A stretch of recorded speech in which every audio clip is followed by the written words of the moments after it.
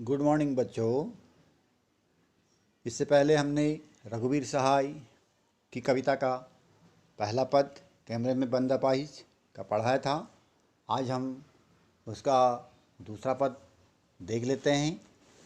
पहले इसे मैं पढ़ता हूँ, उसके बाद फिर इसकी व्याख्या काव्यगत सौंदर्य बताया जाएगा। फिर हम पर्दे पर दिखलाएंगे फूली हुई आँख की एक बड़ी तस्वीर, बहुत बड़ी तस्वीर, और उसके होठों पर एक कसमसाहट भी। आशा है आप उसे उसकी अपंगता की पीड़ा मानेंगे। एक और कोशिश दर्शक, धीरज रखिए, देखिए हम दोनों एक संग रुलाने हैं, आप और वह दोनों। कैमरा बस करो, नहीं हुआ रहने दो, पर्दे ही पर वक्त की कीमत है, अब मुस्कुराएंगे हम। आप देख रहे थे सामाजिक उद्देश्य से युक्त कार्यक्रम, बस थोड़ी ही कसर रह गई। धन्यवाद। तो इन पंक्तियों में कवि ने जो एक उस असहाय अपाहिज से जो ऐसे कठोर उसके अंतर्मन को चुभने वाले जो प्रश्न हैं, उन प्रश्नों को सहन न कर पाने के कारण उसके रो देने की जो स्थिति है उसका वर्णन किया है और उसकी पीड़ा को यहाँ पर व्यक्त किया है। इन कवि पंक्तियों में उन दृश्यों का वर्णन है जिसके उद्देश्य से टीवी का कार्यक्रम बनाया गया है। तो क्या कहते हैं, कवि स्वयं एक टीवी पत्रकार की भूमिका निभा रहे हैं। वह कहते हैं, फिर हम पर्दे पर दिखलाएंगे फूली हुई आँख की एक बड़ी तस्वीर। फूली हुई आँख कब होती है? जब आप निरंतर रोते रहते हैं, रोते रोते आपकी आँख सूज जाती है, फूल जाती है। तो यानी वह उस अपंगता को, उस असहायता को जब वो समझेगा तो उसके बाद वह रोएगा। रोएगा तो उसकी आँख क्या होगी? सूजी हुई होगी। यानी कैमरे के साथ वह फूली हुई आँख को दिखाना चाह रहे हैं। तो कवि क्या कह रहे हैं कि किसी अयोग्य व असहाय व्यक्ति को अपने जीवन में जिन दुखों को झेलना पड़ता है, उस दृश्य को कवि ने यहाँ पर प्रस्तुत किया है।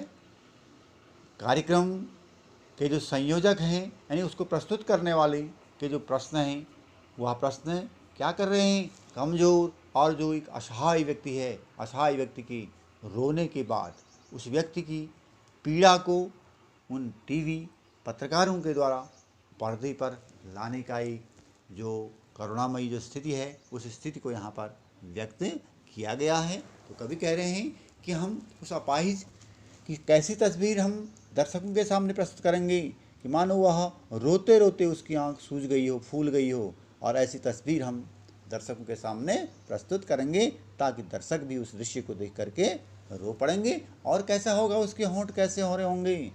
मानो वेदना से, पीड़ा से वह होंठ जो है, कसमसाहट उन होंठों में होंगी। और फिर ब्रैकेट में लिखा है, इस बात को ये भावनाएं स्वयं प्रकट होती हैं, इसको कहता कोई नहीं है। तो देखिए वह कहता है, आशा है आप उसे अपंगता की पीड़ा मानेंगे। कि जो इस प्रकार का जो दृश्य है, वह दृश्य हमको यह सोचने के लिए विवश करेगा कि वह अपनी उस अपाहिजपन से या अपनी अपंगता से कितना पीड़ित है। और फिर हम अपने उस फोटोग्राफर से कहेंगे, एक और कोशिश दर्शक, धीरज रखिए, देखिए। यानी उसको हम कहना चाह रहे हैं कि अभी हमारे इस प्रयास में, आपको दिखाने में प्रयास में थोड़ा सा और कमी रह गई है। तो दर्शकों को धीरज बताते हुए वो कहना चाहेंगे कि दर्शकों आप धीरज रखिए, हम जो है अभी आपको और भी अधिक कुछ दिखाना चाहते हैं। तो वह इसी दृश्य के साथ साथ क्या करना चाह रहे हैं? उसी दृश्य के साथ साथ वह जो है उस कार्यक्रम, उसी घबराहट का दृश्य भी प्रस्तुत करना चाह रहे हैं, जिसमें उसकी दुख, पीड़ा, दर्द, यातना और वेदना भी प्रकट हो। कार्यक्रम के संयोजक चाहते हैं कि इस दृश्य के द्वारा एक अपाहिज की जो पीड़ा है, उस पीड़ा को दर्शक वर्ग अच्छी तरह से समझ सके। इन पंक्तियों के माध्यम से क्या है, दर्शकों के हृदय में एक करुणा जागृत करने का उद्देश्य स्पष्ट होता है। यद्यपि दर्शकों के हृदय में करुणा जागृत करना उनका उद्देश्य है, उसके पीछे जो उनकी एक भावना है प्रत्यक्ष रूप से अपनी टीआरपी बढ़ाना ही है। इसके बाद स्वयं कवि फिर कहना चाहते हैं, हम दोनों एक संग रुलाने हैं, आप और वह दोनों। आप और वह दोनों का मतलब क्या है कि दर्शक और जो अपाहिज है उनके लिए शब्द का प्रयोग किया गया है कि दर्शकों को भी अपाहिज को भी दोनों रो पड़ेंगे। यानी दर्शक क्यों रोएंगे? उसकी उस करुणा, उस वेदना, उस पीड़ा को देख करके दर्शक रोएंगे। और अपाहिज क्यों रोएगा? जब अपाहिज से बार बार ऐसे उसके अंतर्मन को ठेस पहुंचाने वाले प्रश्न पूछे जाएंगे तब अपाहिज रोएगा, और यही उनका उद्देश्य है। तो उसके बाद फिर अपने कैमरामैन से पत्रकार, टीवी पत्रकार कहते हैं, कैमरा बस करो, नहीं हुआ रहने दो, पर्दे पर वक्त की कीमत। क्योंकि कोई भी कार्यक्रम का एक निश्चित समय होता है, निश्चित समय के अंतर्गत वह कार्यक्रम यदि पूरा नहीं होता है तो उस कार्यक्रम को न चाहते हुए भी वहीं पर समाप्त करना पड़ता है। तो कवि क्या कह रहा है कि दर्शक जब उसके विचार के अनुसार करुणा, पीड़ा में करुणा को जब वह नहीं पाता है तो वह दर्शकों को एक फिर इसी प्रकार से कार्यक्रम को देखने के लिए आग्रह करना चाहता है कि आप हमारे इस कार्यक्रम को देखिए। परंतु किसी भी कार्यक्रम द्वारा किसी की पीड़ा को बहुत बड़े दर्शक वर्ष तक पहुंचाने के लिए स्वयं क्या है, उस व्यक्ति का संवेदनशील होना और दूसरों को संवेदनशील बनाने का जो दावेदार है वह दोनों चीज़ें होना आवश्यक है। यानी कौन कौन है वह? उस व्यक्ति का संवेदनशील होना का मतलब है कि जो अपाहिज है, अपाहिज को भी संवेदनशील होना पड़ेगा। उसको उसकी भावनाओं से वह खेल रहे हैं, और स्वयं उसके बाद जो दर्शक हैं, दर्शकों को भी उसके कार्यक्रम को देख करके, उस अपाहिजपन को देख करके जब उनमें संवेदनशीलता आ जाएगी तो उनके कार्यक्रम का जो उद्देश्य है टीवी पत्रकार का पूरा हो जाएगा। परंतु यदि उस व्यक्ति का रवैया स्वयं संवेदनहीन है तो वह दूसरों को करुणा का एहसास नहीं करा सकता है। यदि हम किसी कार्यक्रम, किसी संवेदना को साथ देख करके अगर हम स्वयं संवेदनशील नहीं होते हैं तो हमारा उसके प्रति एक कोरी संवेदना दिखाना व्यर्थ है। तो इसलिए हमको किसी की संवेदनशीलता के साथ स्वयं भी संवेदनशील होना पड़ेगा।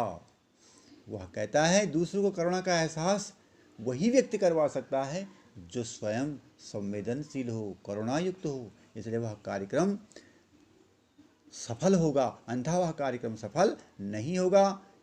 ऐसा न होने की स्थिति में वह कहना चाह रहा है, आप देख रहे थे सामाजिक उद्देश्य से कार्यक्रम, बस थोड़ी सी ही कसर रह गई, धन्यवाद। तो इस प्रकार से अपने कार्यक्रम समापन पर वह संयोजक मुस्कुराते हुए कहता है कि आप सभी दर्शक समाज के एक असहाय वर्ग की जो पीड़ा थी उसको एक प्रतिनिधि के रूप में हमने यहाँ पर प्रस्तुत किया था।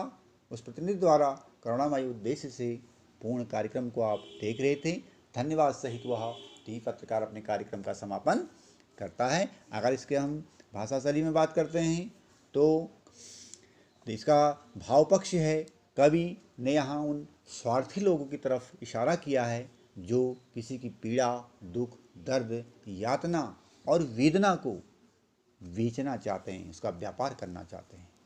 ये लोग स्वयं ज़रूरतमंद व्यक्ति की आवश्यकताओं को पूर्ति न करके उससे केवल और केवल लाभ कमाना चाहते हैं। इसके अगर हम कला पक्ष में बात करते हैं कि सरल, सहज और सरस भाषा का प्रयोग यहाँ पर किया गया है।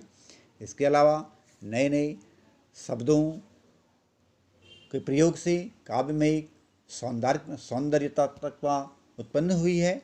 करुण रस का भी यहाँ पर प्रयोग हुआ है, और कवि ने एक समापन शैली के माध्यम से इस पंक्तियों में एक नाटकीयता प्रदान की गई है। साधारण शब्दों के बीच वह जब कहता है कि सामाजिक उद्देश्य को स्पष्ट करने के रूप से प्रकट करने की जो एक कौशलता है वह यहाँ कवि ने प्रस्तुत की है। इसके अतिरिक्त कविता रस, छंद और अलंकारों से मुक्त है। इस प्रकार से रघुवीर सहाय की कविता का यह दूसरा पद पूर्ण होता है। आप ध्यान से इसे सुनेंगे। अब अगले उसमें आपको इससे संबंधित प्रश्नों का अभ्यास करवाया जाएगा। आज के लिए बस इतना ही। Thank you.